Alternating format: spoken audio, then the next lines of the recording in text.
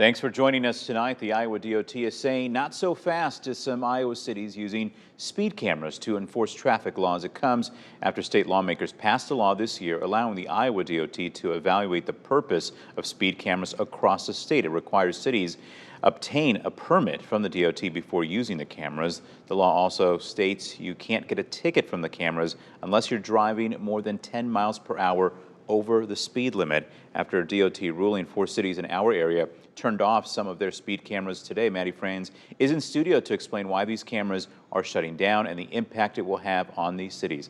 Good evening, Maddie. Hi, John. Out of nearly 350 applications, the Iowa DOT denied half of the speed camera locations across the state. That includes nearly 130 applications for fixed cameras. Only 11 were approved. And for some Iowa cities, that means less money in their pockets.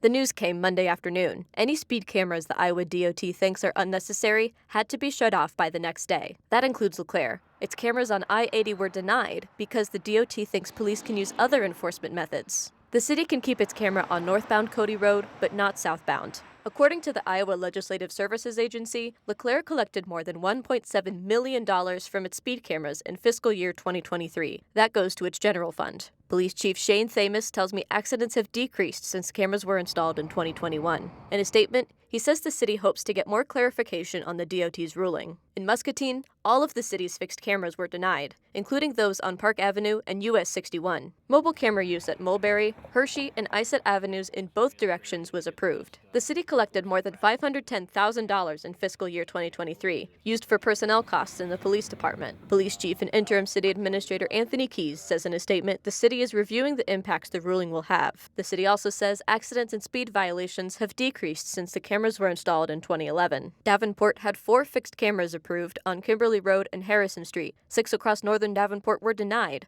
All but 1 of 19 mobile units were approved. The city says most are in school zones. In fiscal year 2023, Davenport collected more than $1.4 million from cameras. That went to the general fund. In a statement, the city says it's still analyzing the impact. It says it will use a variety of methods to improve the safety of city streets. Now, Buffalo also had 2 fixed cameras on Front Street. Both were denied, the DOT deeming them unnecessary. The city collected more than $360,000 in fiscal year 2023 used for public safety expenses. John? All right, Maddie, thank you. The Iowa law only controls speed cameras. Muscatine and Davenport say they'll continue to use cameras to enforce red light violations. Cities can appeal the DOT ruling to the department's director, who will make a final decision within 30 days.